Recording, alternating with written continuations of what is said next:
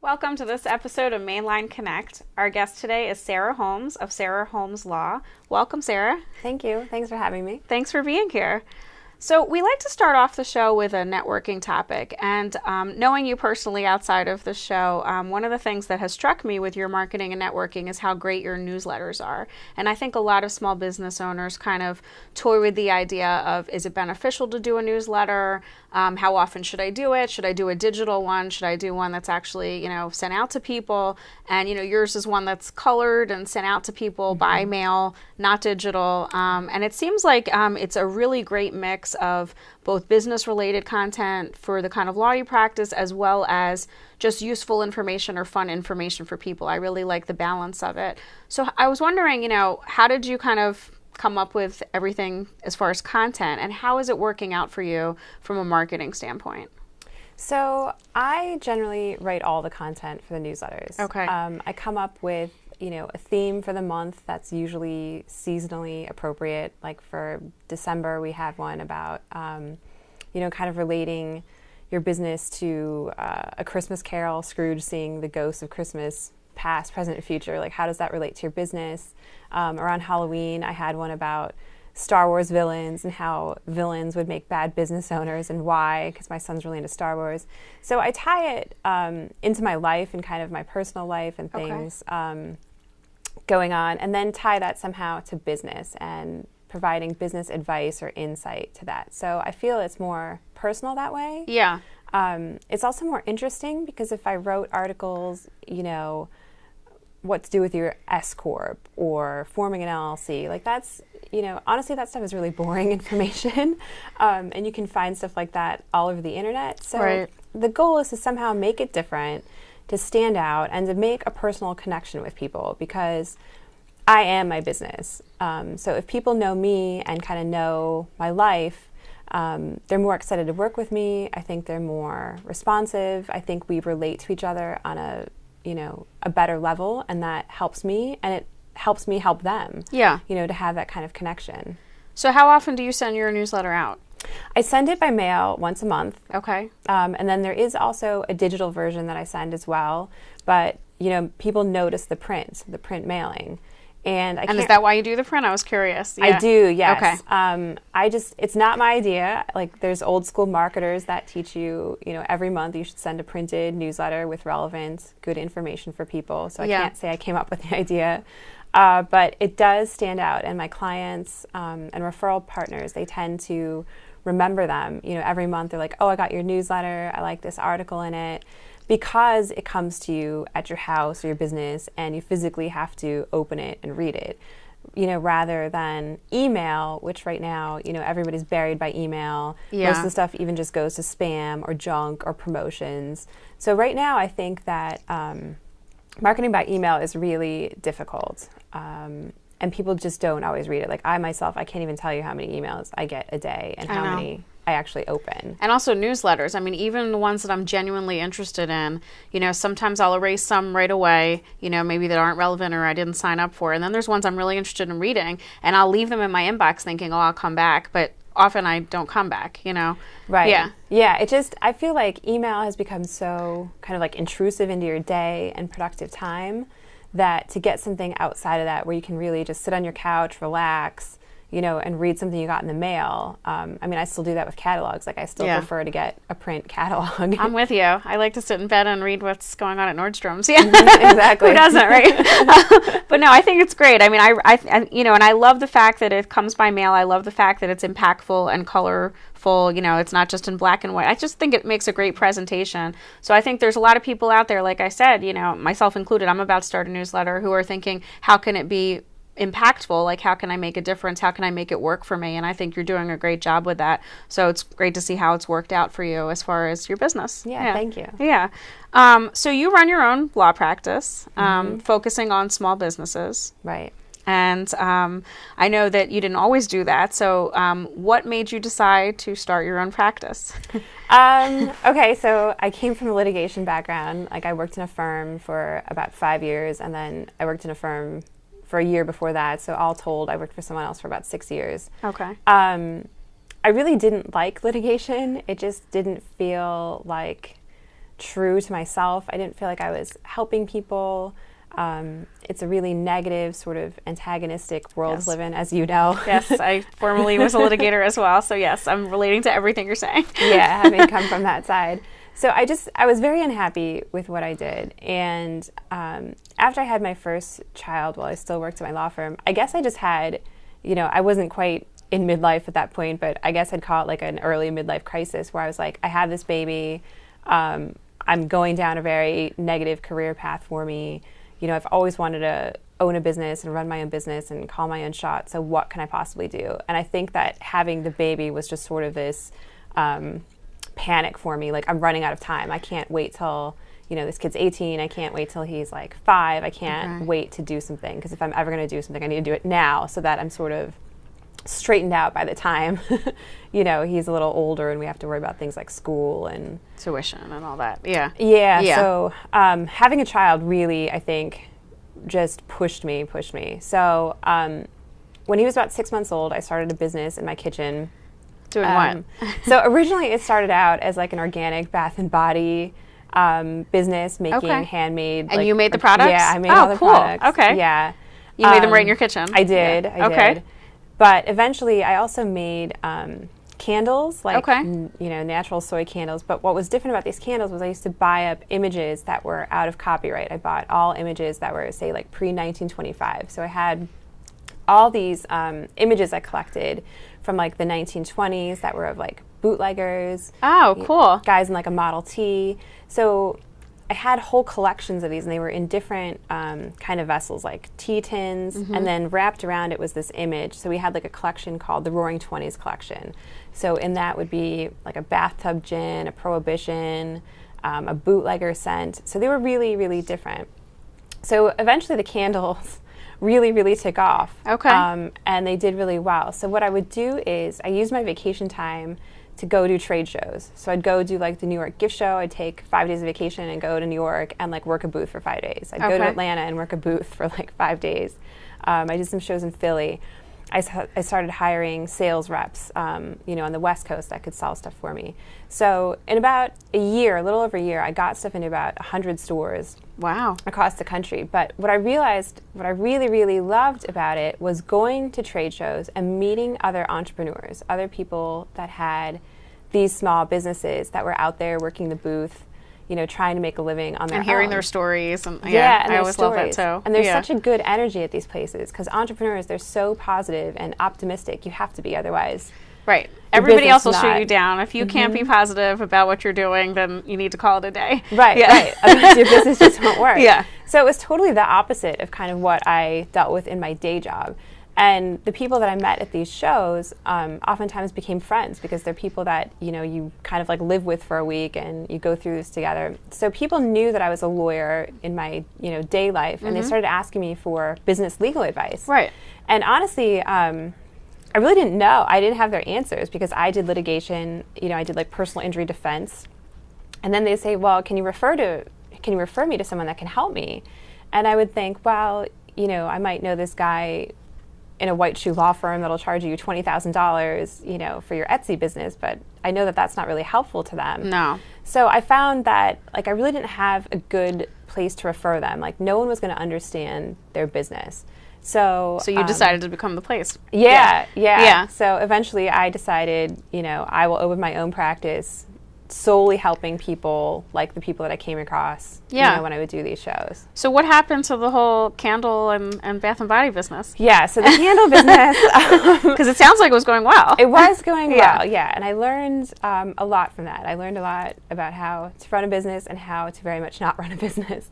So part of the problem was that I was producing all these things myself. I had a studio in Kensington at one point where I was like manufacturing stuff after work. My husband would come and ship stuff out for me, and it was just Did you have people to help you create the stuff, or literally it was just you in a warehouse? Yeah, it was pretty much just me. Like around the holidays I would have someone come in and like finish products for me and label stuff and pack and ship, but otherwise it was just me. It's a lot. Yeah.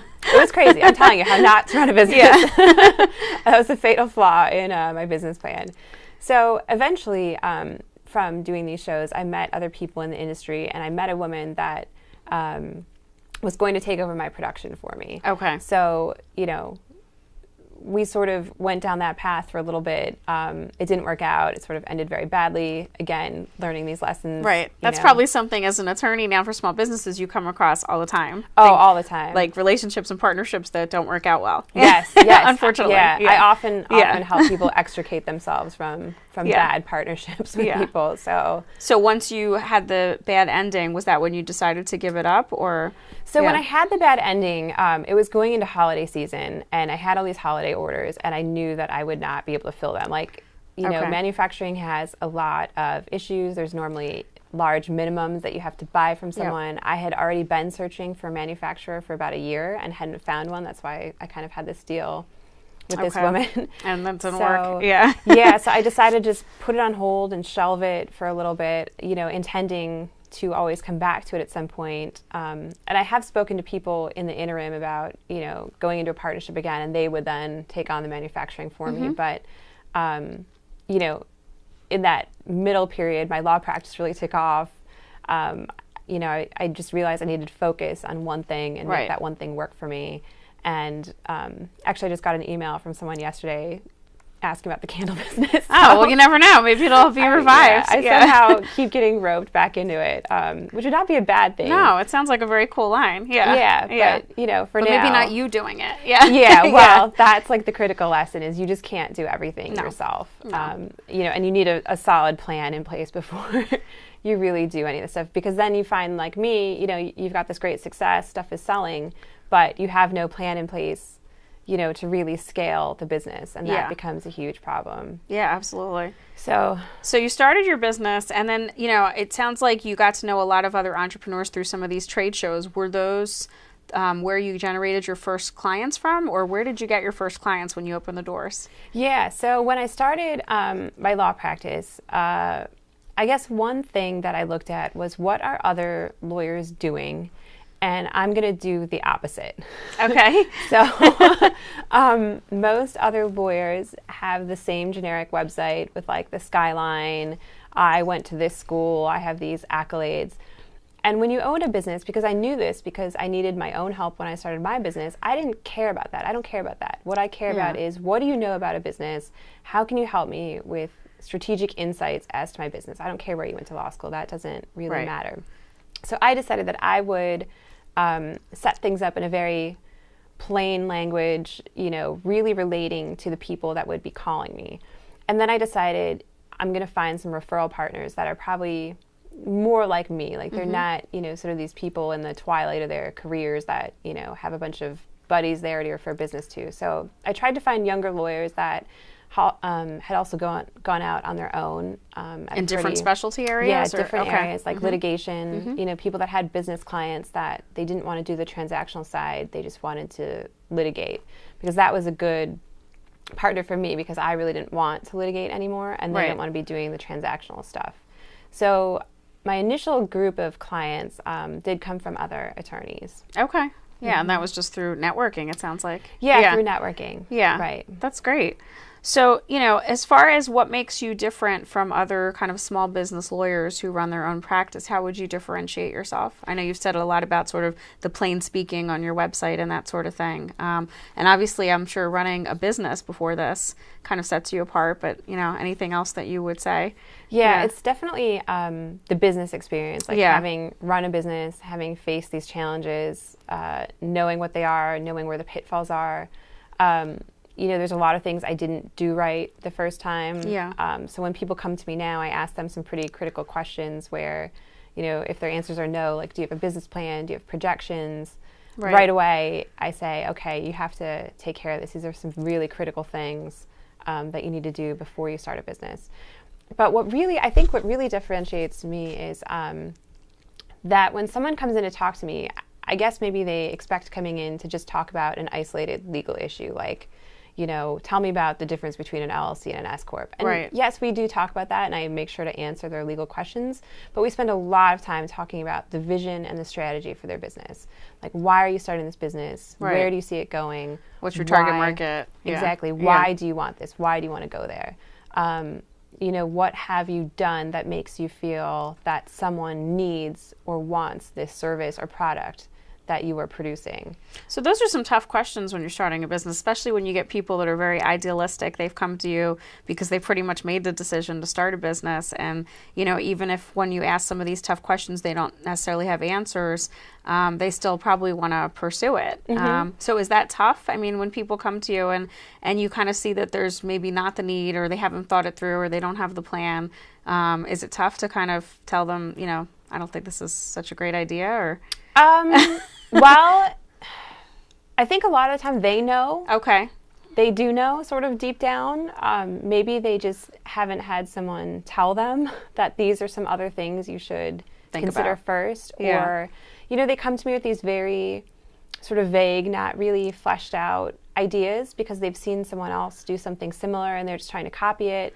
But meanwhile, they have like their own sort of genius that I can see. Right. And so when they explain the concept to me and I say, well, you know, that makes sense. It's not a bad business, but, you know, you're also telling me about all these other things that you're not incorporating into this original idea, which seems pretty critical to, you know, your core genius and competence. Why aren't you incorporating these things into it? Right. And a lot of times it's because they're scared. You know, they're scared to sort of like show themselves. Some people, which sort of blows my mind, they want to have this sort of corporate, nameless, faceless business that they set up. I know. I noticed that a lot. Yeah, where people don't know the identity behind it. And I say, well, how are you going to market that? Who's going to care about it? How are you going to get people to buy from you if they don't know who you are? That's just not really the kind of business you have. And I mean, I think going back to what you were saying at the beginning with your newsletters, people want to get to know you as a person and also as a lawyer. You know, that's part of what's going to make them come to you. And I think that is the same for anybody who's, you know, either a solopreneur or a small business owner. You don't realize how much of it is about the personal branding.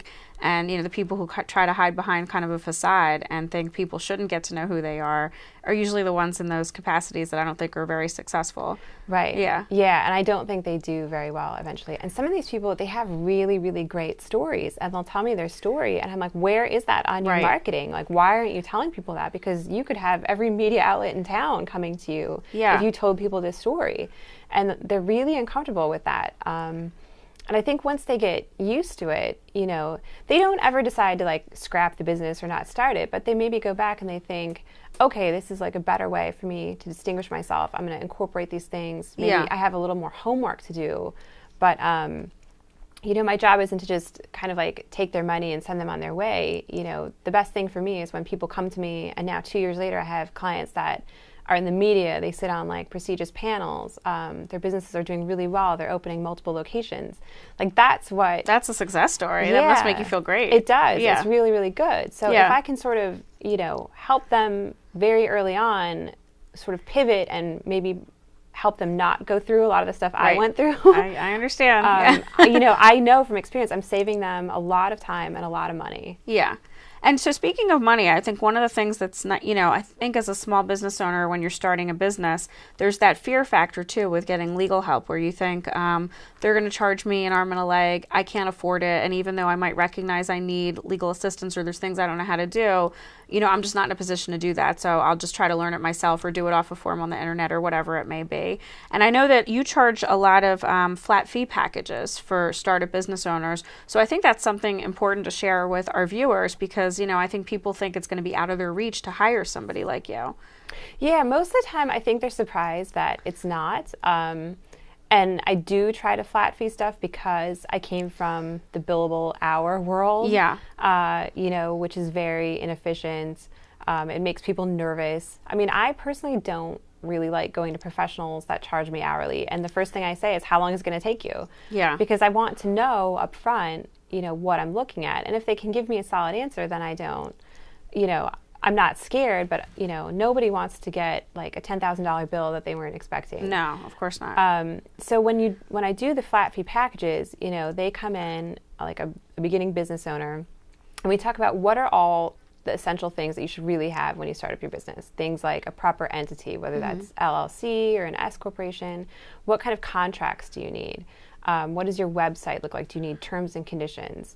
Do you want a trademark registered? Are you hiring employees? Are you hiring independent contractors?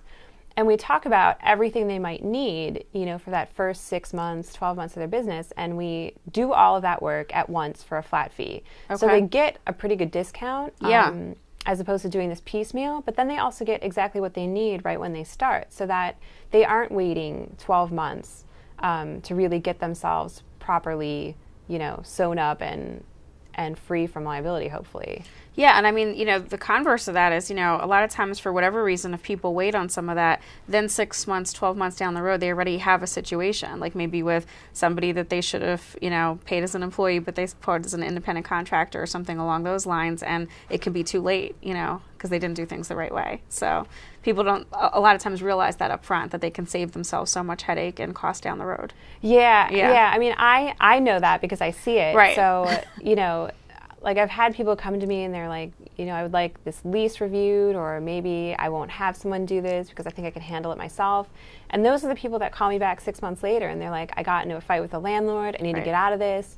And it's like, well, how do I help you get out of it now? The time to do these things is before they happen, not later. Because I came from, the ultimate terrible end, as did you. Like, you're in litigation, and how does that end for you? Most of the time it's not going to end well, even if you win. Right. So the goal is, how do you go back in time and kind of prevent these things from happening in the first place? And a lot of that is, in fact, spending some of this money at the very beginning, because when you don't feel like you have it, but you should be spending it, basically. Yeah, because sooner or later you're going to have to, and you don't want it to be on the back end when it's going to cost you a lot more. Plus, you might lose what you've built. Absolutely. Yeah.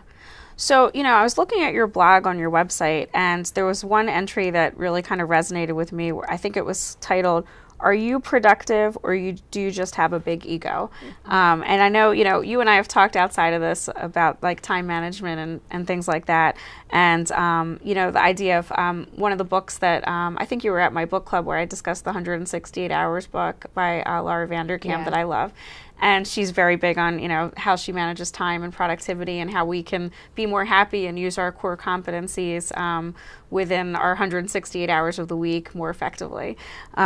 So, one of the things that she talks about and looking at the article was the time blocking. And I was wondering, as an attorney, especially because we were in litigation before, there's kind of that mindset, and with social media and everything, that you need to return things ASAP, like yesterday. Like if somebody called, you need to return the call right now, or you need to respond to that email right now. And I was wondering, what you do in your practice, other people kind of time block in the sense where they'll say, I actually put right in my email that I only return calls at 12 o'clock and 4 o'clock, or I only check my email at 9, 10, whatever.